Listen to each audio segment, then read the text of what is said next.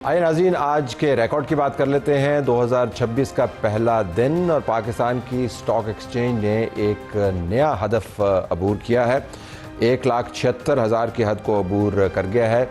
जब जंग पाकिस्तान और इंडिया के दरमियान हो रही थी तो ये बहुत नीचे आ गया था इंडेक्स, और बीच में जो मामलात चले तो उससे पता चलता था कि मार्केट बहुत बुरे तरीके से मुतासर हुई है। लेकिन ये जो ट्रेंड है ये साबित करता है कि शायद कुछ बहुत सारी बुनियादी चीज़ें हैं जो दुरुस्त हो रही हैं। 2026 में क्या हो सकता है, इसके ऊपर हम बात कर रहे हैं। हमारे पास मौजूद हैं अली नवाज साहब, CEO हैं चेस सिक्योरिटीज़ के, जो मार्केट को बड़े गौर से देखती है। बहुत शुक्रिया अली नवाज साहब। पहले तो ज़रा 2025 का एक समरी फॉर्म में बताइएगा कि मार्केट तमाम तर धचकों के बावजूद, जंग समेत, एहतजाज समेत और ईरान इसराइल तमाम मामलात समेत संभलती रही और चलती रही, इसकी क्या वजह है?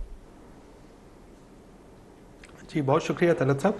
2025 में हमने दो तीन बहुत इंपॉर्टेंट चीज़ें होती हुई देखी। एक तो चीज़ जो कंटिन्यू रही वो पॉलिटिकल और इकोनॉमिक स्टेबिलिटी रही, और हम IMF प्रोग्राम के अंदर जो है वो जो उनके टर्म्स कंडीशंस या जो उनके रिफॉर्म प्रोग्राम्स हैं उस पर इम्प्लीमेंट करते रहे। बट मार्केट स्पेसिफिक अगर कुछ चीज़ें हम देखें तो एक ये चीज़ हमने देखी कि इंटरेस्ट रेट्स जो है वो कंटिन्यूसली नीचे ही आते रहे और अभी भी 10.5% की लो पर आके खड़े हो गए हैं। दूसरी चीज़ जो हमने देखी वो with regards to power sector circular debt का रेजोल्यूशन था, जो कि एक बहुत देरीना एक इशू था जो कि चल रहा था, और वो हमने देखा कि बहुत सालों बाद एक गवर्नमेंट ने इसको रिजॉल्व किया है। तीसरी चीज़ जो हमने देखी वो प्राइवेटाइजेशन पर जो है वो हमने प्रोग्रेस देखी, जिसमें हमने पहले फर्स्ट वुमेन बैंक की प्राइवेटाइजेशन देखी, जो कि कदरन छोटी प्राइवेटाइजेशन थी, बट जिस तरह PAE की प्राइवेटाइजेशन कंक्लूड हुई, ये एक मार्केट के लिए काफ़ी एक अच्छी जो थी वो डेवलपमेंट थी। तो 2025 में डिस्पाइट जो हमने जियोपॉलिटिकल सिचुएशन देखी, बट डोमेस्टिकली हमारे पास चीज़ें स्टेबल रहीं, और इसी तरीके से जो बाकी चीज़ों में जिस तरह बैंक रेट्स में जिसको हम इंटरेस्ट रेट्स कहते हैं वो कम रहे, और वो लिक्विडिटी जो है वो कैपिटल मार्केट्स की तरफ आई, जिसकी वजह से हमने एक 50-51% की रैली 2025 में देखी स्टॉक मार्केट में। आपको अनफेयर लगेगा ये सवाल, क्योंकि आपने जिस तरह जवाब दिया उससे पता चलता है कि एक आंसर नहीं है, मुख्तलिफ अनासर हैं जिसकी वजह से मार्केट स्टेबल रही। लेकिन अगर आपको इन सब में से एक चुनना हो, IMF, प्राइवेटाइजेशन, इंटरेस्ट रेट और उसके बाद दूसरे मामलात जो हैं, तो इनमें से आप किसको चुनेंगे प्राइमरी फैक्टर? जी, तो मैं कोई एक अगर चीज़ में चुनी हो तो वो इकोनॉमिक स्टेबिलिटी को मैं चुनूंगा, जो कि IMF प्रोग्राम में रहते हुए आपकी इकॉनमी आपके मुल्क में आई है। वो एक फैक्टर जो है वो इकोनॉमिक स्टेबिलिटी रही है, जिसकी वजह से सरमायाकारों का कॉन्फिडेंस जो है वो मार्केट्स पे आया है दोबारा। अच्छा, अब इन तमाम फैक्टर्स के पेश नज़र 2026 की तरफ हम आते हैं। एक तो पहले ज़रा जो मौजूदा रैली है उसको एक्सप्लेन कर दीजिएगा। कुछ 2-3 हफ्ते पहले तो मार्केट जो है वो एक रेंज बाउंड थी, एक ख़ास रेंज के अंदर मूव कर रही थी। अब तसलसल के साथ जो है मार्केट ने छलांग लगाई और आज जो है उसने रिकॉर्ड मज़ीद बनाया। इसको क्या चीज़ सपोर्ट कर रही है? जी बिल्कुल, देखा हम ये देख रहे हैं कि जो इस वक्त जो इन्वेस्टमेंट्स हैं, सिंस हमने इंटरेस्ट रेट्स को बहुत नीचे आते हुए देखा है, और अभी भी 2026 में एक्सपेक्टेशंस ये हैं कि इंटरेस्ट रेट्स जो है वो मज़ीद नीचे जाएंगे, तो उसकी वजह से कुछ लिक्विडिटी जो है वो कैपिटल मार्केट की तरफ आ रही है। अगर हम देखें तो पिछले कुछ 2 साल से डॉलर में कोई मूवमेंट नहीं है। बैंक रेट जो है वो इस वक्त 10.5% के करीब है, इंटरेस्ट रेट्स या पॉलिसी रेट जिसको हम कहते हैं। इसके अलावा हम रियल इस्टेट में भी कोई ख़ास जो है कदर खा कोई मूवमेंट नहीं देख रहे हैं, तो वही लिक्विडिटी जो है वो अब कैपिटल मार्केट्स की तरफ जा रही है। वैसे अगर मैं आपको थोड़ा सा रिकैप इसका कर दूं तो पिछले 3 साल तरीके से मुश्किल दौर से ये मुल्क गुजरा था, और इसमें हमारी इंडेक्स जो है वो बहुत नीचे आ गया था। अब उसके बाद ये हमने पिछले 3 साल में एक जो है वो रिकवरी देखी है। ये इसको भी अभी पहले अगर मैं थोड़ा सा इसको और एक्सप्लेन करूँ तो जो मार्केट का प्राइस टू अर्निंग मल्टीपल जो 8 टाइम्स होता था, ये 2023 में 3 और 4 टाइम्स की तरफ हो गया था। तो अब तो ये पिछले जो 3 साल में ये हुआ, ये market 8 times price to earnings यानी अपने जो प्रीवियस लेवल्स पर वापस आई है।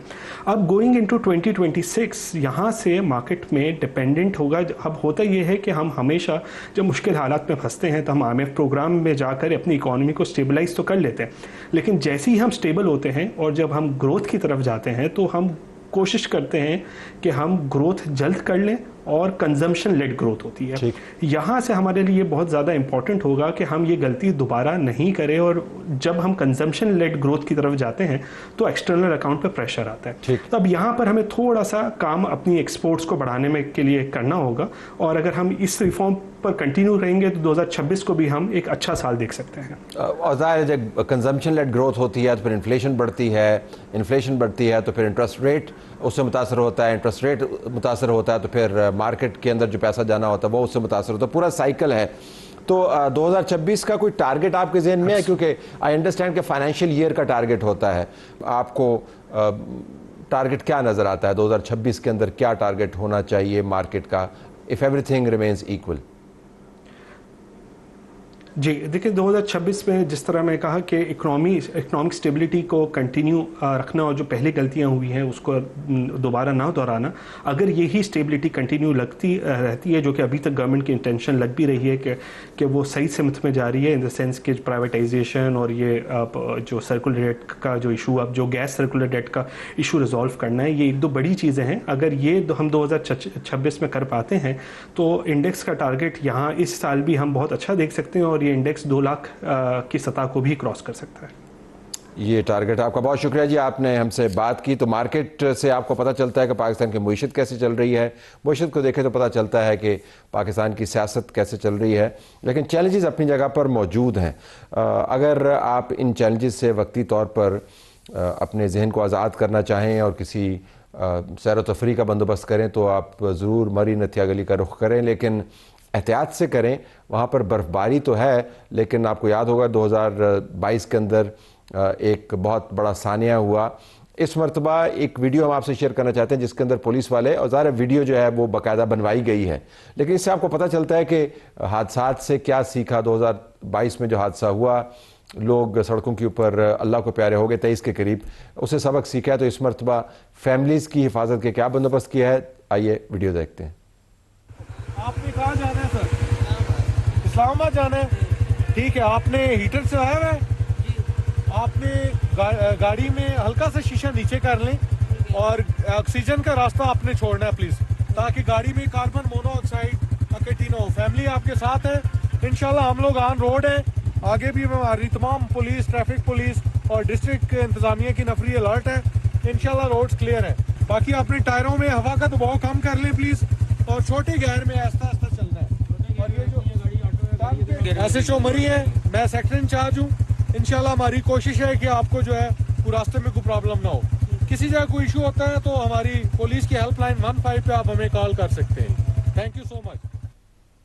अपने ज़ाती नंबर के अलावा उन्होंने तमाम मालूमात तो फराहम की हैं, तो आपको पता चलता है कि वो कैमरा के सामने मुकम्मल तौर पर फुल एफिशिएंसी के साथ, बेहतरीन यूनिफॉर्म के साथ वो वहाँ पर काम करें। लेकिन ये इंपॉर्टेंट चीज़ है, जो मालूमात फराहम की गई हैं उसके मुताबिक आपने वहाँ पर चलना है, और आपको खुद ही पता चल जाएगा कि सेक्टर कमांडर और ये SHO साहब हैं, इन जैसे दूसरे यहाँ पर मौजूद हैं या नहीं है, लेकिन एहतियात आपने बरतनी है।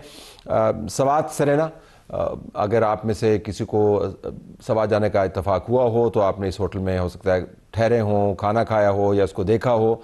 एक सवात की वजह शोहरत है टूरिज़म के हवाले से, अब वो ख़त्म हो गया है क्योंकि हुकूमत ने उसकी जो लीज़ है उसको कैंसिल कर दिया। उनकी तरफ से बाकायदा क्लोजर अनाउंसमेंट है। बहुत बड़ी तारीख़ है सरेना होटल की और बहुत अच्छी फैसिलिटी ये रही है। अब इसके ऊपर अमार सुलंगी ने जो वजूहात बयान की हैं उसके मुताबिक उन्होंने कहा जी कि KP हुकूमत ने जो लीज़ है उसको एक्सटेंड नहीं किया है। हुकूमतों की अपनी सवाबदीद होती है लीज़ एक्सटेंड ना करें, लेकिन जो रीज़न बताया है वो काफ़ी स्कैंडलस है।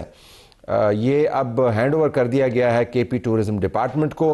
फ्यूचर प्लान क्या है, उन्होंने नाम लिए हैं कि MPA फजल हकीम और MPA अख्तर ख़ान इस लीज़ को सिक्योर करेंगे और इस बिल्डिंग को अपने बिजनेस के लिए इस्तेमाल करेंगे।